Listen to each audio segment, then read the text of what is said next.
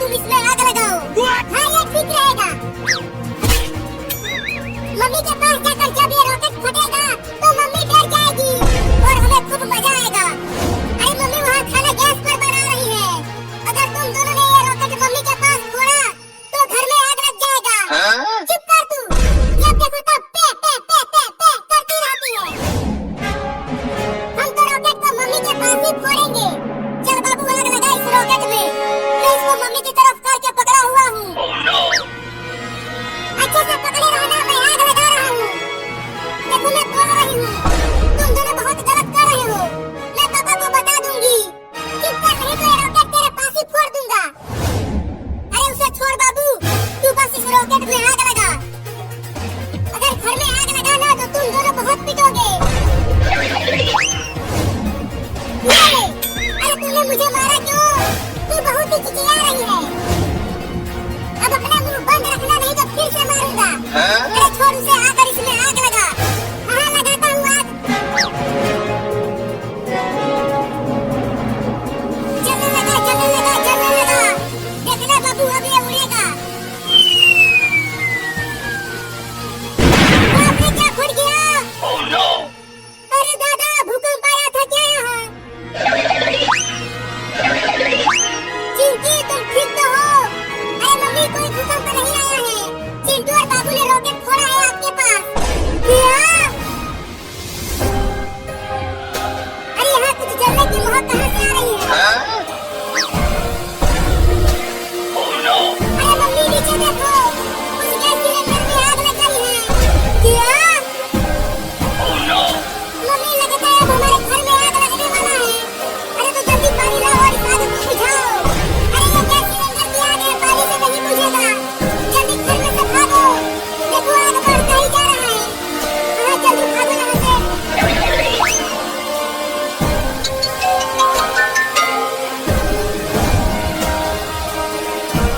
अब हमारा सारा घर जलकर खाक हो जाएगा रे दादा।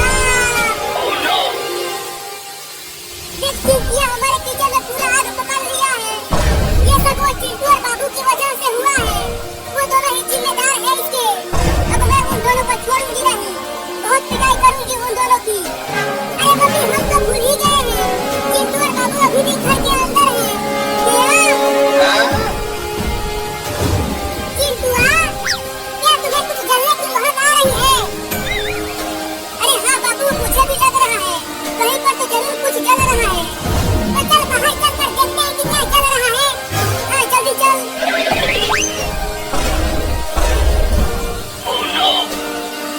अरे बाप रे, ये तो हमारे घर में ही आग लगी है। लगता है ये आग उस रॉकेट की वजह से ही लगी है। हाँ तू सही कह रहा है बाबू, अब हम दोनों को पापा बहुत मारेंगे। अरे चिंटू और बाबू जल्दी भागो घर में से। तुम दोनों की ही वजह से उस गैस सिलेंडर में आग लगी है। इससे पहले कि वो फट जाए, चलो भागो यहाँ से। चिंकिया सही कह रही है, चल भाग चिंटुआ।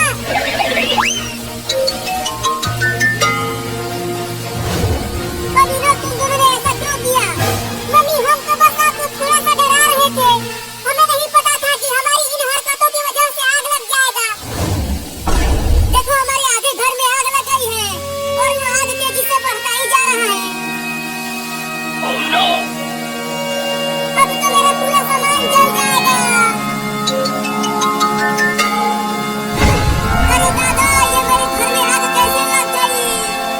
पापा देखो, हमारा आधा घर जल रहा है और हमारा पूरा सामान भी, टीवी फ्रिज सब जलकर राख हो रहा है।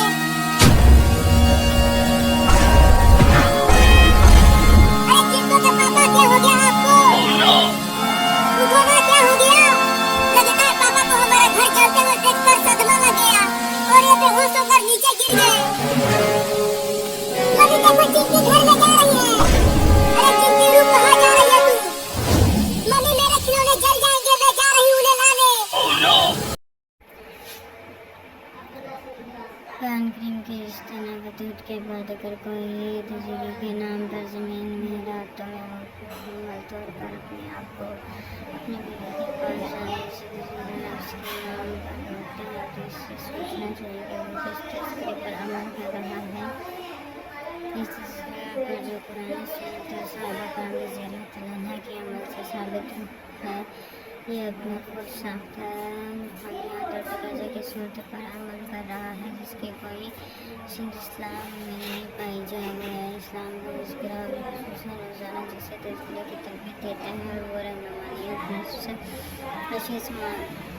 जिस्मानी ज़ेहत और माशरे को छोड़कर जंगलों गारों और सहरा बायाबान पर कब्रिस्तानों पर रानी कब्रों में जाकर चिल्लाकशी करने को पुरानी सुन्नत के तसव्वुर तज़किरा और बच्चे के मकसद के मुनाफी करार देता है। इस्लाम चाहता है कि तज़किरा के लिए सिर्फ वो काम किया जाए जो कुरान सुन्नत से साबित हो, ख़ुसूसन रमज़ान जो कुरान करीम का महीना है। याद दहानी करता है कि तज़किरा सिर्फ वो है जो रसूल सल्लल्लाहु अलैहि वसल्लम ने सिखाया।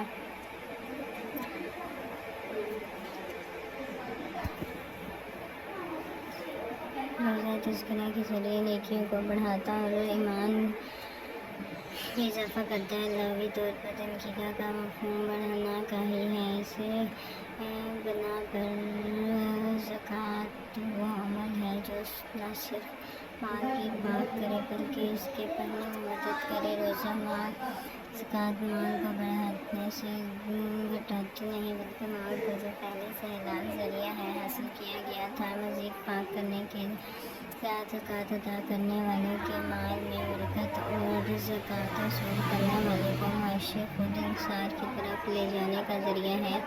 ऐसे ही तज़किरा नेकों में इजाफ़े और कमज़ोरियों और ख़ामियों से निजात हासिल करने के मसनून तरीक़े का नाम है। कुरान करीम जहाँ ये बयान फरमाता है कि जिसने नज़र किया कि फलां पा गया इसके फ़ौरन बाद ये ज़िक्र फरमा दिया गया है तज़किरा अल्लाह के ज़िक्र से किया जाए और वो भी इस्लाह की शक्ल में।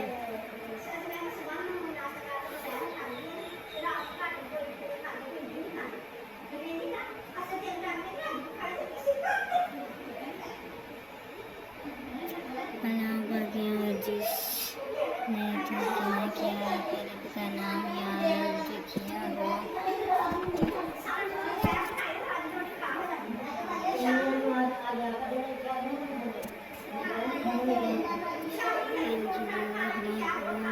तरीके को हदायत करते हैं कि इस्लाह के ज़रिए अल्लाह का ज़िक्र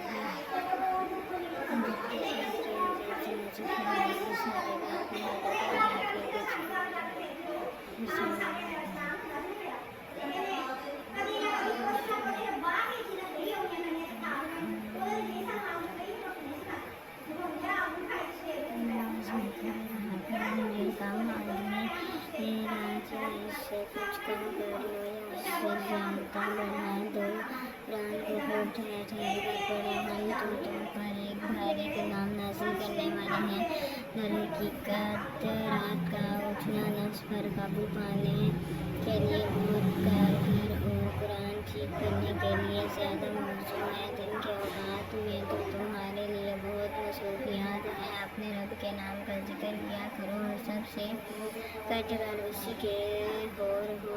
इन आयात मुबारका में क़यामत लाई शब बदाई के ज़रिए तहक़ीक़ नफ्स को अल्लाह सुब्हानहू व तआला के ने दो कामों के साथ वाबस्ता फरमा दिया। एक रात की तन्हाई में खड़े होकर बिस्तर से अलग होकर नमाज का अहतमाम और दूसरी कुरान करीम की ठहर ठहर कर तिलावत। इन आयात मुबारका में न कहीं अल्लाह की ज़ुल्फ़ों के ज़रिए तज़किरे की तालीम दी और न कहीं ये फरमाया गया कि ख़ास तरीके से बैठ कर चंद मख़सूस कलमात को कल्ब की जानिब रुख करने के बाद एक मख़सूस तादाद में ज़िक्र किया जाए। करते हुए देखना मक़सद से तरीक़े ईजाद करने की जगह उम्मत की निजात फलाह के लिए तज़किरा और अल्लाह के ज़िक्र का वो अहसन तरीक़ा किया जाए जो आती अजीम अपने इख्तियार सौदा रात की खसूसियात नमाज यानी नमाज तरावी के ज़रिए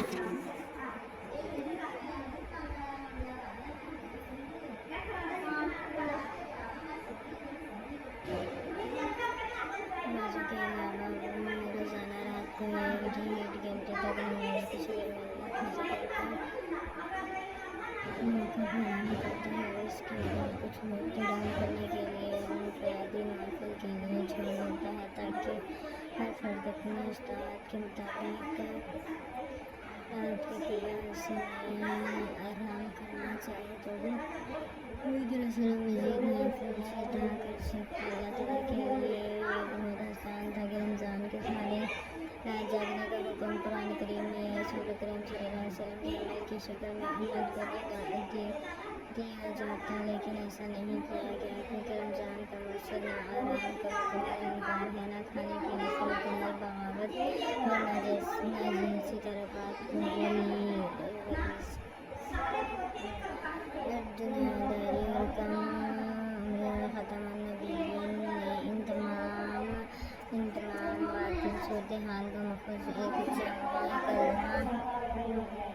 इरशाद फरमाया कि क़यामत तक के लिए दुरुस्त फरमा दिया गया कि निकाह मेरी सुन्नत है, यानी अगर कोई रूहानियात और तकवा के नाम पर निकाह का इनकार करता है और तमाम उम्र गैर शादीशुदा रहने पर कोई रूहानियत की मीरास समझता है तो रसूल अकरम सल्लल्लाहु अलैहि वसल्लम की सीरत से बगावत का इर्तिकाब करता है। इस बात का फरमाया गया है कि यानी जिसने सुन्नत को पसंद किया वो हम में से नहीं। हदीस पर जब गौर किया जाए तो हैरत होती है कि इतने वाज़ेह इरशाद नबी वसल्लम के बाद भी अगर रूहानियात और तज़कियात के नाम पर दुनिया और ख़ानदान को तर्क करके कोई नया तरीका रूह की पाकीज़गी के लिए ईजाद किया जाए तो इसे सुन्नत रसूल सल्लल्लाहु अलैहि वसल्लम से खुले इंसाफ के अलावा क्या कहा जा सकता है। रोज़े के दौरान तरीक़े की एक शक्ल वो है जिसकी तरफ कई हदीस में इरशाद मिलते हैं, यानी अल्लाह के बंदों की खिदमत। चाचा महज़ूक़ नबी करीम सल्लल्लाहु अलैहि वसल्लम अपने सहाबा से पूछते हैं कि आज कौन रोज़े से है, किसने किस मुसलमान की अयादत की, किसने सदका किया, और ज़ाहिर है इन सवालातों से ये है कि जो रोज़े से है वो उसके साथ अल्लाह के बंदों की ज़रूरियात पूरी करने पर भी तवज्जो दें। आम दिनों में वसल्लम पर तालीम फरमाते हैं तो रमज़ान में ख़ुसूसी कसरत के साथ अल्लाह के बंदों की ज़रूरियात का पूरा करना, सदका और इन्फ़ाक़ फ़ी सबीलिल्लाह करना, मुजाहिदीन की मदद करना, रोज़ेदार को रोज़ा अफ्तार कराना, लिबास के मस्तिष्क को लिबास पहनाना, ये सारे काम वो हैं जो तज़किरा के सुन्न और बेहतरीन तरीके किए जाते हैं। इंसान चाहता है कि सबसे पहले इबादत के ज़रिए तरीके हैं और इबादत का एहतमाम इस तरह किया जाए जो उनका हक़ मसनून तरीका है। फरमाया गया है कि रोज़ा, कुरान और नमाज यूं हिसाब में एक मोमिन के बारे में शहादत की गवाही देंगे कि इसने ये भलाई के काम किए इसलिए इसे बख्शिश दी है।